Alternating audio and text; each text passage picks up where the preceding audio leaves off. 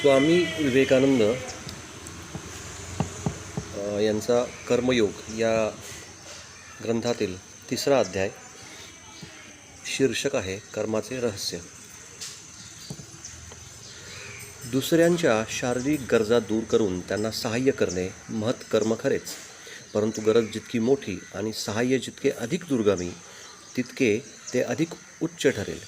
एखाद्या व्यक्तीच्या गरजा एका तासासाठीही दूर करता आल्या तरी तिच्या दृष्टीने तो उपकार ठरेल हे अर्थात सांगणे नकोच, परंतु एका सबंध वर्षापुरती जर तिची उणीव भागविता आली तर तो उपकार केव्हाही अधिक थोर गणला जाईल.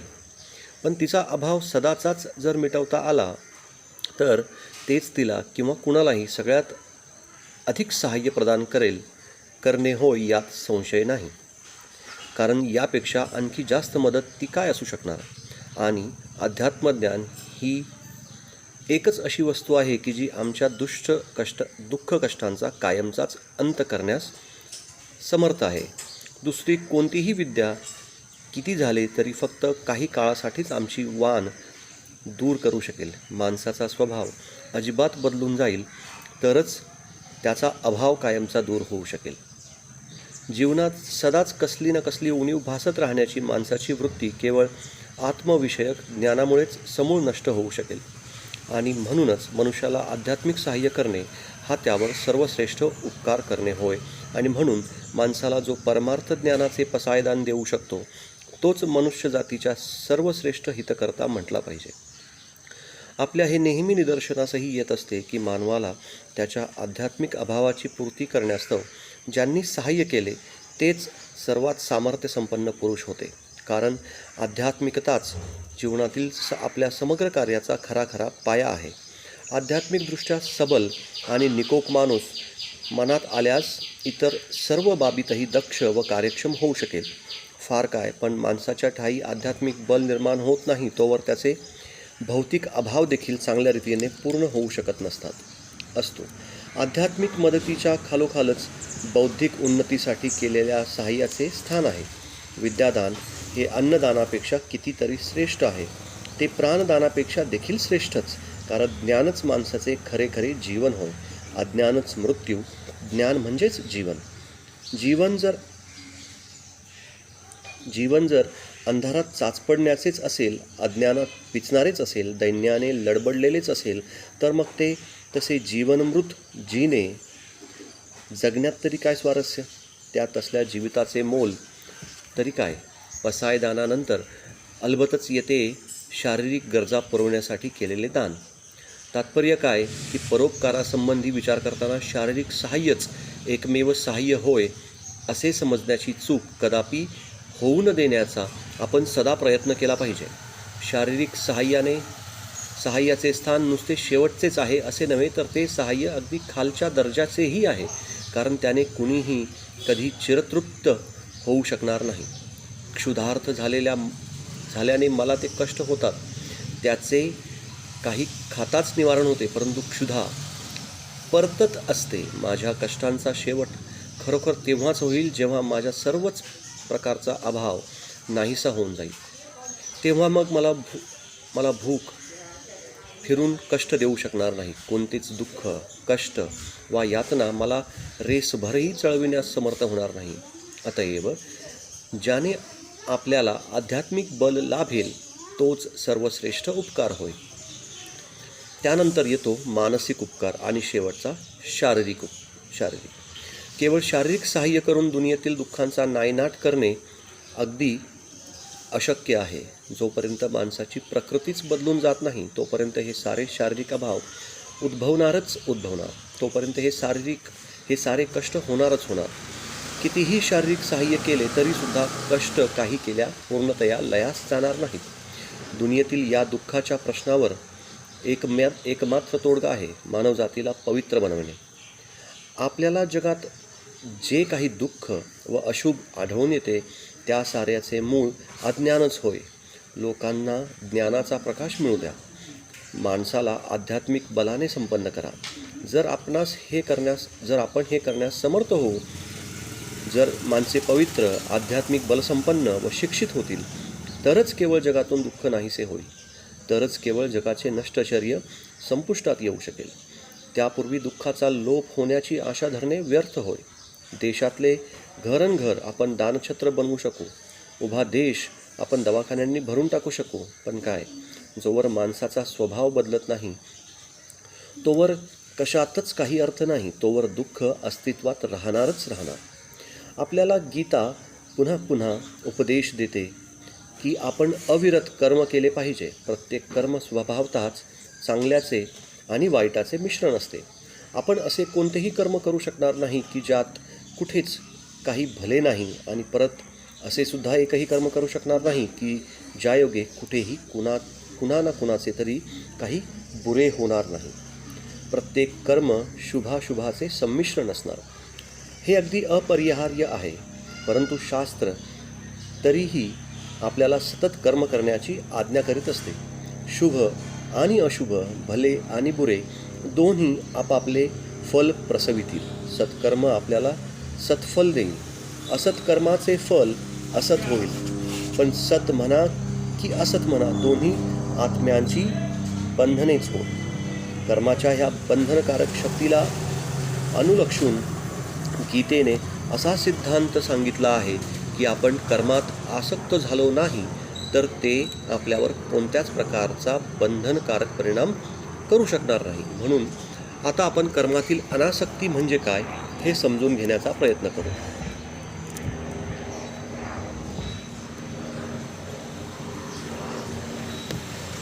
भगवद्गीतेचे मूल सूत्रच आहे, निरंतर कर्म करा, पण त्यात आसक्त मात्र होऊ नका. संस्कार शब्दाचा अर्थ मनाचा स्वाभाविक कल अथवा प्रवृत्ती असा करता येईल.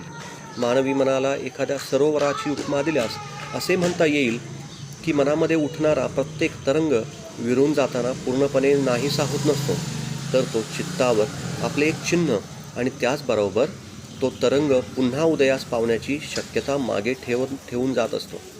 ते चिन्ह आणि त्या तरंगांची पुन्हा उत्पन्न होण्याची शक्यता, ह्या दोहोंना मिळूनच संस्कार म्हणतात.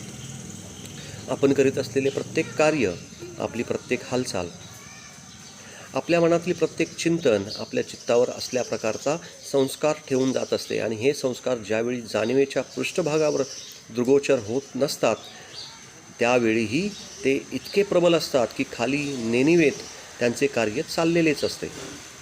आपण प्रतिक्षणी जे काय आहोत त्याला आपल्या चित्तावरील हे अवघे संस्कारपुंजच जबाबदार असतात असे म्हणता येईल. आता सध्याच्या घटकेस मी जे काही आहे ते माझ्या गतजीवनाच्या संस्कार समष्टीचाच परिणाम होय. चारित्र्य म्हणतात ते खरोखर पाहता हेच.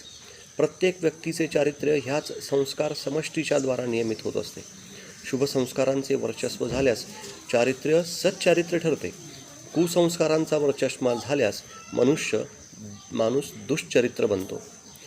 एखादी व्यक्ती जर सतत वाईट शब्द ऐकेल, वाईट विचार चिंतील, वाईट कामे करेल तर तिचे मन ह्या साऱ्यांच्या वाईट संस्कारांनी भरून जाईल आणि मग तिला नकळत तिच्या विचारांना व कार्यप्रवृत्तीला प्रभावित आणि नियंत्रित करतील. या वाईट संस्कारांचे कार्य वस्तुतः नेहमी चालूच असते. थोडक्यात म्हणजे तिच्या वाईट संस्कारांचे फल हे असे होईल की ती वाईट कृत्ये करीत जाईल आणि परिणामी ती एक वाईट मनुष्य बनून जाईल. हे अगदी अपरिहार्य ठरेल. ती कुसंस्कार समष्टी तिच्या जीवनात कुकर्म प्रवर्तक अशी एक प्रबल प्रेरक शक्ती होऊन बसेल. ती व्यक्ती या संस्कारांच्या हातातील एखाद्या कळसूत्री बाहुलीप्रमाणे होऊन जाईल. ते तिला जबरदस्तीने वाईट कार्यास प्रवृत्त करतील. जो नियम वाईट संस्कारांना तो चांगल्या संस्कारांनाही लागू आहे. एखादा मनुष्य जर सदा चांगले विचार बाळगेल व चांगली कामे करेल तर त्याच्या संस्कारांची समष्टी ही चांगलीच होईल आणि ते पूर्वोक्त नियमानुसार त्याला त्याच्या इच्छेविरुद्ध सत्कार्य करण्यास प्रवृत्त करेल. माणूस जेव्हा चांगली कृत्य व चांगले विचार इतक्या प्रमाणात करतो की सत्कार्य आचरण्याचीच एक अनिवार्य प्रवृत्तीच त्याच्या ठायी निर्माण होते, तेव्हा मग त्याची इच्छा नसताही नव्हे बुद्ध्या कुकर्म करण्याचे त्याने मनाशी ठरविले तरी देखील ह्या समस्त संस्कारांचे समष्टी रूप त्याचे मन त्याला तसे करू देणार नाही. ते संस्कारच मज्जाव करून त्याला वाईटापासून परावृत्त करतील. त्यावेळी तो आपल्या शुभसंस्कारांच्या हातातील निव्वळ बाहुलेच म्हणता येईल. जेव्हा असे होते तेव्हाच व्यक्तीचे शील बनले असे म्हणता येईल. कासव ज्याप्रमाणे आपले पाय व मान आत ओढून घेते आणि मग तुम्ही त्याचा जीव घ्या की त्याची कुशाल खांडोळी उडवा. आपली मान व पाय बाहेर काढायला ते रिकामे नसते. त्याचप्रमाणे स्वतःच्या कार्यहेतूंवर आणि समस्त इंद्रियांवर ज्याला संयम साधला आहे अशा माणसाचे चारित्र्य कायमचे सुप्रतिष्ठित होऊन जात असते. त्याचा स्वतःच्या अंतस्थित समग्र शक्तींवर ताबा चालत असतो. त्याच्या इच्छेविरुद्ध कोणतीच गोष्ट त्याला संचालित वा विचलित करण्यास समर्थ नसते. सतत सच्चिंतन करीत गेल्याकारणे शुभसंस्कार मनाच्या पृष्ठभागावर सदा विचरण करीत राहिल्यामुळे सत्कार्य करण्याची प्रवृत्ती प्रबल होते आणि याचे फळ म्हणजे हेच की आपण इंद्रियांवर, कर्मेंद्रिये व ज्ञानेंद्रिये या दोघांवरही विजय मिळवण्यास समर्थ बनतो. तेव्हाच कुठे चारित्र्य यथार्थपणे प्रतिष्ठित होते. केवळ तेव्हाच माणसाला सत्याचा लाभ होतो. असाच मनुष्य कायमचा निर्धास्त होऊ शकतो. पतनाचे भय त्याला स्पर्श करू शकत नाही. त्याच्या हातून मग कोणतेच दुष्कर्म घडणे शक्य नाही. तुम्ही त्याला कुठेही सोडा, कुणाच्याही संगतीत ठेवा, त्याला कसलाच धोका नाही. असे सत्प्रवृत्ती संपन्न होण्यापेक्षाही अधिक उच्च अशी एक अवस्था आहे आणि ती म्हणजे मुमुक्षा, मुक्तीची इच्छा. तुमच्या हे अर्थातच स्मरणात असेल की या साऱ्या भिन्न भिन्न योगांचे एकमेव लक्ष्य आहे आत्म्याची मुक्ती. ते सगळे अंती आपल्याला त्या एकाच स्थानी घेऊन जातात. त्या दृष्टीने सर्वसारखेच. बुद्धांना ध्यानाच्याद्वारे वा ख्रिस्तांना प्रार्थनेद्वारे ज्या अवस्थेचा लाभ झाला त्याच अवस्थेचा लाभ माणूस केवळ कर्माच्या द्वाराही करू शकेल. बुद्ध होते ज्ञानी, ख्रिस्त होते भक्त, परंतु दोघांनाही ते एकच पद प्राप्त झाले होते. आता येथे फक्त हे एवढेच समजणे अवघड पण आवश्यक आहे की मुक्ती म्हणजे अगदी संपूर्ण स्वाधीनता. जशी अशुभ बंधनातून तशीच शुभाच्या बंधनातूनही सुटका. कारण लोखंडी साखळी ही साखळीच आणि सोन्याची साखळी ही साखळीच. समजा माझ्या बोटात एक काटा रुतला आणि तो मी दुसऱ्या एका काट्याने काढून टाकला. काटा काढून टाकल्यानंतर मग ते दोन्ही काटे मी फेकून देईल. तो दुसरा काटा ठेवून घेण्याची मला काहीच गरज नाही. कारण अखेरीस हे दोन्ही काटेच ना. अशुभ संस्कारांचा शुभ संस्कारांद्वारा असाच नाश केला पाहिजे. जोपर्यंत सगळेच्या सगळे वाईट संस्कार लुप्तप्राय होत नाहीत अथवा जिंकले जात नाहीत किंवा वशीभूत होऊन मनाच्या एका कोपऱ्यात पडून राहत नाहीत, तोपर्यंत मनावरील कुसंस्कार पुसून टाकीत राहून त्यावर शुभ संस्कार पाडित गेले पाहिजे. परंतु त्यानंतर मग शुभ संस्कारांवरही विजय मिळवावा लागेल. तेव्हाच कुठे जो आसक्त होता तो अनासक्त होऊन जाईल. कर्म करा, परंतु कोणतेही कर्म किंवा चिंतन मनावर जेणेकरून कोणताच सखोल संस्कार ठेवून जाणार नाही याविषयी दक्ष रहा. तरंग उठवत, नाहीसे होत, स्नायू आणि मेंदू प्रचंड कार्य करत, परंतु आत्म्यावर त्याची खोल चिन्हे उमटली नाहीत म्हणजे झाले.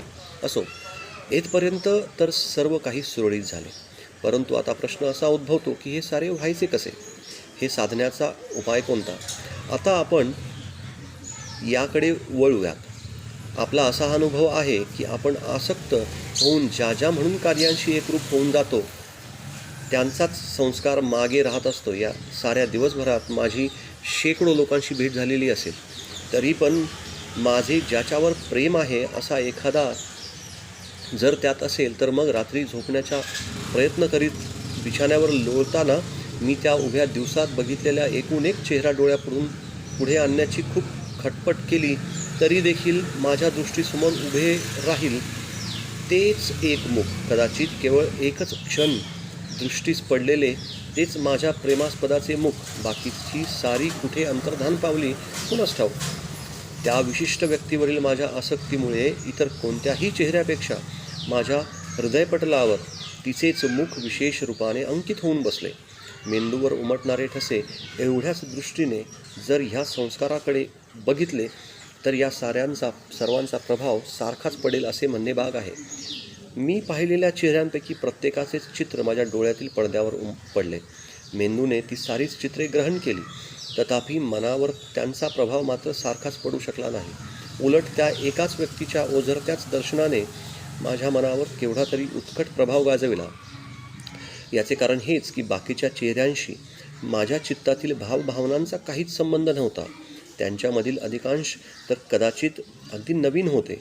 असे सारे नवे नवे चेहरे त्या दिवशी मी कदाचित पाहिले असतील की ज्यांच्या संबंधी एक देखील विचार माझ्या मनात कधी डोकावला नसेल. परंतु ज्या विशिष्ट मुखाचे फक्त एकच ओझरते दर्शन घडले त्याच्याशी माझ्या चित्तातील भावनांचा विशेष संबंध होता.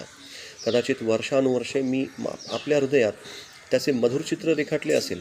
त्याच्या संबंधी कितीतरी गोष्टी मला माहीत असतील आणि म्हणून त्याच्या ह्या आजच्या ओझरत्या दर्शनाने माझ्या हृदयातील शेकडो सुप्त स्मृती चाळविल्या जाऊन जाग्या झाल्या. ते मुख मी माझ्या मनात यापूर्वी शेकडो वेळा घोळविले असेल आणि म्हणून या सगळ्या नव्याने पाहिलेल्या चेहऱ्यांनी मिळून केलेल्या संस्कारांपेक्षा त्या मुखाचा संस्कार कितीतरी पट सखोल ठरला आणि त्यामुळे त्याने माझ्या मनावर सहजच एवढा विलक्षण प्रभाव गाजविला. म्हणून अनासक्त व्हा, कार्य चालू द्या, मस्तिष्क केंद्रांना कार्य करू द्या, निरंतर कार्य करू द्या, पण एकही तरंग जणू मनाला काबीज न करू शको. आपण जणू काही ह्या जगात पाहुणे आहोत, जणू 2 दिवसांसाठी इथे आहोत अशा भावनेने कार्य करीत असा. अविरत कार्य करा, परंतु स्वतःला चुकूनही बंधनात टाकू नका. बंधन मोठे भयंकर असते. हे जग आमची कायमची वस्तीची जागा नव्हे. आपल्याला ज्या नाना अवस्थांमधून जावे लागते त्यामधीलच हे जगतही एक विशिष्ट अवस्था आहे. तिच्यातून आपण चाललो आहोत इतकेच. सांख्यांचे हे महावाक्य नीट ध्यानात ठेवा. समस्त प्रकृती आत्म्यासाठी आहे, आत्मा प्रकृतीसाठी नाही. प्रकृतीचे अस्तित्वच मुळी आत्म्याच्या शिक्षणासाठी आहे. प्रकृतीचे अन्य कोणतेच प्रयोजन नाही. प्रकृतीच्या अस्तित्वाचे रहस्य हे की आत्म्याने जेणेकरून ज्ञानलाभ करून घ्यावा आणि तद्वारे स्वतःची मुक्ती साधावी. हे सत्य जर सदा सर्वदा आपल्या स्मरणात राहील तर आपण प्रकृतीवर कधीच आसक्त होणार नाही. कारण मग आपण सदा जाणून असू प्रकृती म्हणजे आपल्यासमोर उघडे असलेले आपण वाचावयाचे एक पुस्तक आहे इतकेच. त्यातून ज्ञानाचा लाभ करून घेतल्यानंतर त्या ग्रंथाची मग आपल्या दृष्टीने काहीच किंमत राहत नसते. पण असे न करता उलट आपण काय करीत असतो? आपण स्वतःला प्रकृतीशी कसे मिसळून टाकीत असतो, तिच्याशी अगदी एकरूप समरस बनून जात असतो. आपण असेच समजून चालत असतो की आत्माच प्रकृतीसाठी आहे. नेहमीच्या प्रचारात असलेल्या या उक्तीप्रमाणेच आपणही समजत असतो की माणूस खाण्यासाठीच जगत असतो, जगण्यासाठी खात नसतो. आपण सदाच ही चूक करीत असतो. प्रकृतीलाच मी समजून आपण भ्रमात पडतो आणि तिच्यात आसक्त होऊन बसतो आणि या आसक्तीमुळेच तर आत्म्यावर प्रबल संस्कार पडत असतात व ते आपल्याला बद्ध करून एखाद्या गुलामाप्रमाणे कर्म करावयास लावित असतात. ह्या सर्व उपदेशाचे थोडक्यात सार हेच की आपण मालकाप्रमाणे काम केले पाहिजे, गुलामासारखे नाही. कार्य अखंड करा, परंतु गुलामासारखे नव्हे. लोक कशा तऱ्हेने कर्म करीत असतात हे काय तुम्ही पाहत नाही? इच्छा असून देखील कुणालाही विसावा लाभू शकत नाही. 99% लोक केवळ गुलामासारखे राबत असतात. फळ काय? दुःख.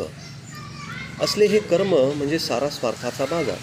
स्वाधीनपणे कर्म करा, प्रेमाने कर्म करा. प्रेम शब्दाचा अर्थ समजणे फार कठीण आहे. स्वाधीनतेखेरीज यथार्थ प्रेम कधी उत्पन्न होऊच शकणार नाही.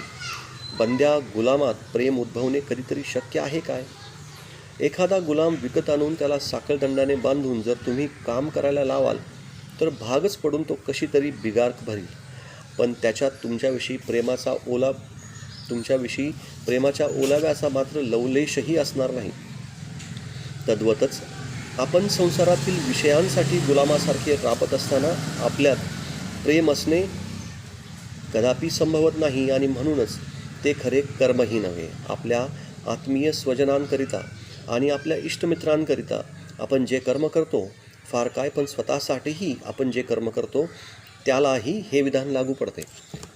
स्वार्थी कर्म म्हणजे गुलामाचे कर्म आणि एखादे कर्म स्वार्थी आहे किंवा नाही याची कसोटी ही अशी आहे की प्रेमाने केलेल्या प्रत्येक कर्मापासून सुख निष्पन्न होत असते. यथार्थ प्रेमाने प्रेरित होऊन केल्यास असे कोणतेच कर्म नाही की ज्याचे फळ म्हणून शांती आणि आनंदाची निष्पत्ती होणार नाही.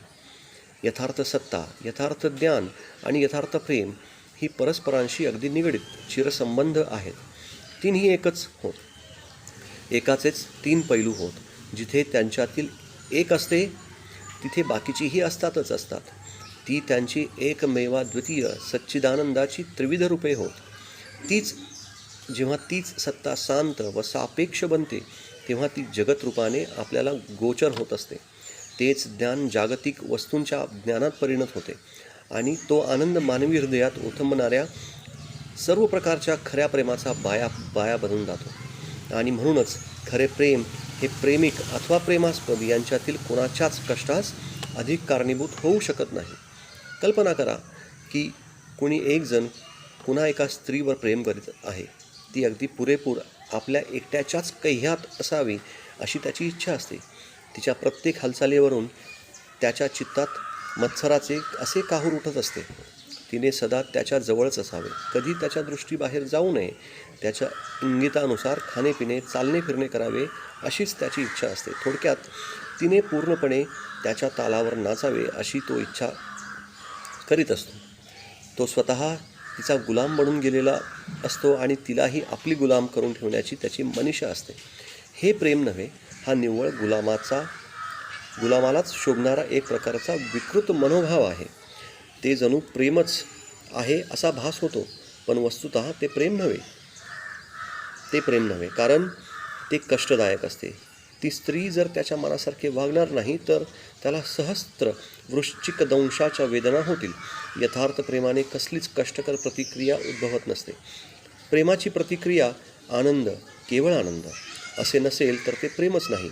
आपण भलत्याच कशाला तरी चुकीने प्रेम म्हणत आहोत असे खुशाल समजावे, जेणेकरून कष्ट, मत्सर अथवा स्वार्थीपणाची प्रतिक्रिया उद्भवणार नाही. अशा रीतीने जर तुम्ही स्वतःच्या पतीवर, आपल्या पत्नीवर, मुलाबाळांवर, साऱ्या जगावर नव्हे अवघ्या विश्वब्रह्मांडावर प्रेम करण्यात यश संपादले असेल तरच खरोखर अनासक्त होण्याची पात्रता तुमच्या ठायी आली आहे असे म्हणता येईल, एरवी नाही. श्रीकृष्ण म्हणतात, अर्जुना, बघ, एक क्षणभरही जरी मी कर्म करण्यापासून विरत होईन तर समस्त जगाचा नाश होईल, परंतु मला जगापासून कशाचाच लाभ करून घ्यायचा नाही. मीच जगाचा एकमेव प्रभू. कर्म आचरून मला काहीच मिळवायचे नाही, तरी मी कर्म का करतो? जगावर माझे प्रेम आहे म्हणून. ईश्वर प्रेम करतो म्हणूनच तो अनासक्त आहे. असे यथार्थ प्रेम आपल्यालाही अनासक्त करील. जिथे जिथे म्हणून आसक्ती, एकमेकांविषयीचे असले भयानक आकर्षण, तिथे तिथे समजावे की ते फक्त शारीरिक आकर्षण, कित्येक जडकणांविषयी इतर काही जडकणांचे भौतिक आकर्षण. प्रेम नव्हे, जणू काहीतरी त्या दोन वस्तूंना एकसारखे जवळ आणत आहे आणि त्या परस्पर खूप जवळ न येऊ शकल्या की दुःख आलेच. परंतु जिथे खरेखुरे प्रेम वसत असते तिथे भौतिक आकर्षण नावालाही नसते. यथार्थ प्रेम शारीरिक आकर्षणावर लवमात्र अवलंबून नसते. खरे प्रेमी जीव एकमेकांपासून हजारो मैल दूर असेनात का, त्यायोगे त्यांच्या प्रेमाला कधीही ओहोटी लागणार नाही. त्यात कधीच बाध येणार नाही, ते कधी लुप्त होणार नाही आणि त्यापासून कोणत्याच तऱ्हेची दुःखदायक प्रतिक्रिया देखील उद्भवणार नाही. असल्या या अनासक्तीचा लाभ करून घ्यावयाचा म्हणजे एका प्रकारे उभे आयुष्यच खर्ची घालावे लागते असे म्हटले तरी चालेल. परंतु त्याचबरोबर हेही खरे की तिचा लाभ करून घेऊ शकताच आपण प्रेमाचे चरम लक्ष गाठले व मुक्त झालो असेच होते. मग प्रकृतीचे बंधन आपल्यापासून खळखळा निखळून पडते आणि आपल्याला प्रकृतीच्या खऱ्या स्वरूपाचे दर्शन घडते. प्रकृती मग आपल्या पायात फिरून बेड्या ठोकू शकत नाही. आपण मग संपूर्ण स्वाधीनपणे वागू शकतो आणि कर्माच्या फलाफलाविषयी पूर्ण उदासीन होऊन जात असतो. मग फळ भले की बुरे झाले याची पर्वा कुणाला. स्वाधीनपणे कर्म करणारा फलाकांक्षा धरीत नसतो. स्वतःच्या मुलांना काही दिल्यास तुम्ही काय त्यांना त्याचा काही मोबदला मागत असता? त्यांच्याकडून काही प्रतिदान मिळवण्याची आकांक्षा ठेवत असता? नाही. तर त्यांच्याकरता काम करावे एवढ्यावरच तुमचे कर्तव्य संपते. ह्या पलीकडे कसलाच विचार तुमच्या मनात डोकावता कामा नाही. एखाद्या विशिष्ट व्यक्तीसाठी, नगरासाठी व देशासाठी जे कार्य करण्याची इच्छा असेल ते कार्य करीत चला, परंतु पोटच्या पोराविषयी तुमचा जो भाव तोच त्याच्या संबंधी धारण करा. मोबदल्यात त्यांच्याकडून काडीचीही आशा धरू नका. तुम्ही केवळ दाते आहात. तुम्ही जे देता त्याच्या परतफेडीची तिळमात्र अभिलाषा तुम्हाला नाही अशी मनोवृत्ती जर तुम्ही ठेवाल तर त्या कर्माने तुमच्यात आसक्तीचा मुळीच उद्रेक होणार नाही. प्रत्युपकाराची परतफेडीची आशा म्हटली की आसक्ती आलीच. गुलामाप्रमाणे काम केल्याने जर परिणामी स्वार्थपरता आणि फलासक्ती उद्भवत असेल तर स्वतःच्या मनाचे मालक व स्वामी म्हणून कर्म आचरल्याने अनासक्तीजनित निरागस आनंद अनुभवास येत असतो. आपण सदानकदा सत्य आणि न्याय याविषयी बोलत असतो, परंतु आपल्या या दुनियेत न्यायाच्या आणि सत्याच्या गोष्टी म्हणजे निव्वळ बालिश बडबड होत असेच आपल्या निदर्शनास नसते काय? माणसाच्या वर्तणुकीचे खरोखरच नियमन करीत असतील तर फक्त दोनच गोष्टी, जोरजुलूम आणि दया. जोरजुलूम वा जबरदस्ती नेहमीच स्वार्थी वृत्तीचे कार्य असते. हाती असलेल्या अधिकाराचा आणि परिस्थितीच्या अनुकूलतेचा पुरेपूर फायदा घेण्याचा स्त्री वा पुरुष प्रत्येकजणच शक्य तितका प्रयत्न करतो. दया साक्षात स्वर्ग, साक्षात स्वर्गीय प्रवृत्ती. चांगले व्हायचे असल्यास आपणा सर्वांना दयाशील व्हावे लागेल. फार काय, पण सत्य आणि न्याय ही देखील दयेवरच अधिष्ठित असावयास हवी. केलेल्या कार्याच्या फलाचे चिंतनच आमच्या आध्यात्मिक उन्नतीच्या मार्गातील धोंड होय. इतकेच नव्हे तर परिणामी त्यापासून तऱ्हेतऱ्हेचे कष्ट उत्पन्न होत असते. केवळ जे कार्य समस्त जातीसाठी व प्रेमाने प्रेरित होऊन स्वाधीनपणे केले जाते त्यातच कोणत्याही प्रकारच्या बंधनाला वाव मिळत नाही. दयेच्या आणि निस्वार्थपरतेच्या ह्या आदर्शाला प्रत्यक्ष कृतीत आणण्याचा आणखी एक उपाय आहे. तो म्हणजे सगुण ईश्वरावर आपला विश्वास असल्यास कर्माला ईश्वराची उपासना समजणे हा होय. यात आपण आपल्या समस्त कर्मांचे फल प्रभुचरणी समर्पण करीत असतो. अशा प्रकारे भगवंताची उपासना केल्यास आपल्याला स्वतःच्या कार्याबद्दल मानवजातीकडून कशाचीच आशा करण्याचा अधिकार राहत नाही. प्रभू स्वतः सतत कार्य करीत आहे आणि त्यांचे ठायी कधीही कसलीच आसक्ती असत नाही. जल जसे पद्मपत्राला भिजवू शकत नाही, तद्वतच कर्मही फलासक्ती निर्माण करून निस्वार्थ व्यक्तीला बंधनाच्या खोड्यात अडकवू शकत नाही. अहम शून्य व अनासक्त व्यक्तीने पापाने बरबटलेल्या गजबजत्या गावी घनदाट वस्तीत राहिली तरी तिला पाप स्पर्श करूच शकणार नाही. ह्या संपूर्ण स्वार्थत्यागाचा भाव पुढील गोष्टीतून स्पष्टपणे व्यक्त होत असतो. कुरुक्षेत्रावरील घनघोर युद्धाचा वनवास शांत झाल्यावर 5ही पांडवांनी मिळून एक महायज्ञ केला. त्या प्रसंगी गोरगरिबांना तऱ्हेतऱ्हेच्या बहुमूल जिन्सा वाटण्यात आल्या. यज्ञाचा थाटमाट आणि ऐश्वर्य पाहून सगळे लोक दिपून जाऊन अगदी एकमुखाने यज्ञाची प्रशंसा करू लागले. असा यज्ञ यापूर्वी साऱ्या दुनियेत कधी झाला नसेल असे म्हणू लागले. यज्ञाची सांगता होत होती आणि अशा समयी एक लहानसे मुंगूस तिथे येऊन उपस्थित झाले. त्या अद्भुत मुंगसाचे अर्धे शरीर सोनेरी आणि बाकीचे अर्धे कबरे होते. यज्ञमंडपात शिरताच ते मुंगूस तेथील यज्ञभूमीच्या मृत्तिकेवर इतस्तत लोळू लागले. शेवटी ते तिथे जमलेल्या लोकांना उद्देशून म्हणू लागले, तुम्ही सारे लबाड खोटारडे आहात. असा यज्ञ म्हणे पूर्वी कधी झालाच नव्हता. अहो, हा तर मुळी यज्ञच नाही. लोक उद्गारले, काय म्हणतोस तरी काय? हा यज्ञच नाही. धनधान्य जडजवाहीर वगैरेंचा इथे गरिबांवर कसा वर्षाव झाला होता हे तुला माहीत आहे असे वाटत नाही. अरे आता जगात गरीब औषधालाही सापडायचं नाही. झाडून सारे श्रीमंत होऊन कसे सुखा समाधानात आयुष्य घालवित आहेत. असा अद्भुत यज्ञ अजून कोणाच्या पाहण्यात आला नसेल. त्यावर ते मुंगूस म्हणाले, असं होय, ऐका तर मग. एक लहानसे खेडेगाव होते. तिथे एक गरीब ब्राह्मण आपल्या स्त्री व पुत्रनी सुनेसह वर्तमान वास करीत होता. 18-20 दारिद्र्य ब्राह्मणाच्या घरी वास करीत होते. पोथ्या पुराणे व धर्मोपदेश यांच्याद्वारा मिळणाऱ्या दक्षिणेवरच त्याची गुजराण होत असे. भरीतभर एकदा त्या देशात एकामागून एक सतत 3 वर्षे दुष्काळ पडला. बिचारा ब्राह्मण कुटुंबाला पराकाष्ठेचे दुःख सहन करावे लागले. एक वेळ तर त्या कुटुंबाला लागोपाठ 5 दिवस फाके पडले.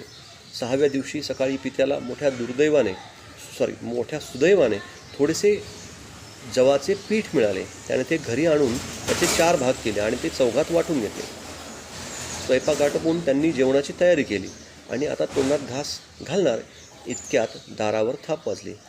गृहस्वामी दरवाजा उघडून बघतो तो एक अतिथी समोर उभा. भारतवर्षात अतिथी मोठा पवित्र आणि सन्मान्य समजला जातो. तेवढ्या वेळेपुरते त्याला नारायण मानून त्याच्याशी तदनुरूप आचरण केले जाते. अतएव तो ब्राह्मण त्या नवागताला म्हणाला, यावे महाराज, आपले स्वागत असो. ब्राह्मणाने अतिथीसमोर स्वतःचा भाग ठेवला. क्षणार्धात ते सारे मटकावून अतिथी म्हणाला, महाराज, अगदी सत्यानाश केला तुम्ही माझा. अहो, यापेक्षा जीवे मारणे चांगले. 10 दिवसांचा उपाशी मी. ह्या अपुऱ्या 2 घासांनी तर माझ्या पोटातील आगीचा डोम आणखीनच भडकला आहे. ते ऐकून ब्राह्मण पत्नी आपल्या पतीस म्हणती झाली, तर मग माझाही हिस्सा ह्यांना अर्पण करा. ब्राह्मण मला हे कसे शक्य आहे? परंतु ब्राह्मणी आग्रहपूर्वक पुन्हा पुन्हा म्हणू लागली, हे बिचारे गरीब अतिथी आपल्या घरी आले आहेत. आपण गृहस्थ, त्यांना पोटभर जेवू घालणे आपले कर्तव्य, आणि दिले त्यापेक्षा अधिक काही देण्याची ज्या अर्थी तुमच्यात शक्ती नाही, त्या अर्थी माझाही वाटा मी त्यांना देणे उचित. तरच मी पत्नी धर्म पाळल्यासारखे होईल. असे म्हणून त्या पतिव्रतेने आपला भाग त्या अतिथीसमोर ठेवला. क्षणार्धात त्याचाही चट्टामट्टा करून अतिथी म्हणाला, बापरे, ही राक्षसी भूक मला अजूनही नुसतीच जाळत आहे. हाय रे दैवा, मी आता काय करावे? प्राण चाललेत की हो माझे. त्यावर ब्राह्मणाचा मुलगा लगबगीने उद्गारला, आपण माझाही वाटा घ्यावा. पित्याला आपल्या कर्तव्य पालनात हातभार लावणे पुत्र या नाताने माझा धर्मच होय.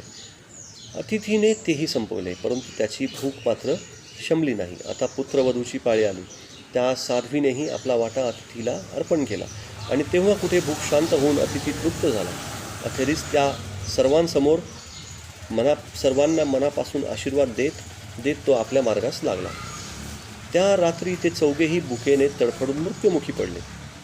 त्यांच्या त्या पीठातील काही थोडेसे तेथील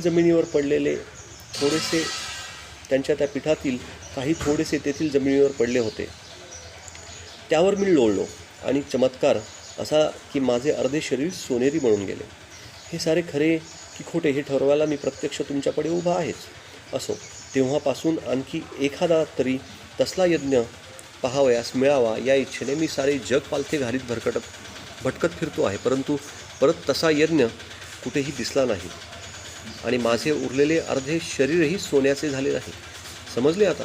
एवढ्यासाठी मी म्हणालो होतो की तुम्ही ज्याचा एवढा उदो करीत आहात तो हा मुळी यज्ञच नव्हे. हा असला उच्च स्वार्थत्यागाचा आणि दयेचा भाव भारतातून दिवसेंदिवस लोपत आहे. मोठ्या मनाच्या उदार व्यक्तींची संख्या हळूहळू कमी होत चालली आहे. नवीनच इंग्रजी शिकत असताना एक इंग्रजी गोष्टीचे पुस्तक माझ्या हाती पडले. त्यात एक गोष्ट अशा आशयाची होती की एक कर्तव्यपरायण मुलगा काबाड कष्ट करून मिळालेल्या पैशातील काही भाग आपल्या म्हाताऱ्या आईला देतो.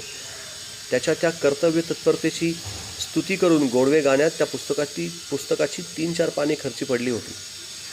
यात असाधारण ते काय देव जाणे. निदान त्यावेळी तरी ते मला कळले नाही आणि ह्या गोष्टीत सामावलेला नीतिबोध कुणाही हिंदू बालकाच्या कधीही लक्षात यायचा नाही. आज पाश्चात्य देशात येऊन येथील आत्मन सततम रक्षेत वर आधारलेल्या अप्पलपोटेपणाच्या वृत्तीशी परिचय झाल्यानंतर आता तो माझ्या ध्यानात येत आहे. ह्या देशात असेही हरीचे लाल कितीतरी आहेत की असेल नसेल ते सारे स्वतःच्या घशात घालताना त्यांना काडीचीही दिक्कत वाटत नाही. मग ते स्वतःचे प्रत्यक्ष आईबाप, बायकापोरे वगैरेंचेही काय वाटेल ते हो. त्यांना देखील धाब्यावर बसवायला ते महात्मे मागे पुढे बघत नाही. गृहस्थाने कधीही कुठेही असे वागणे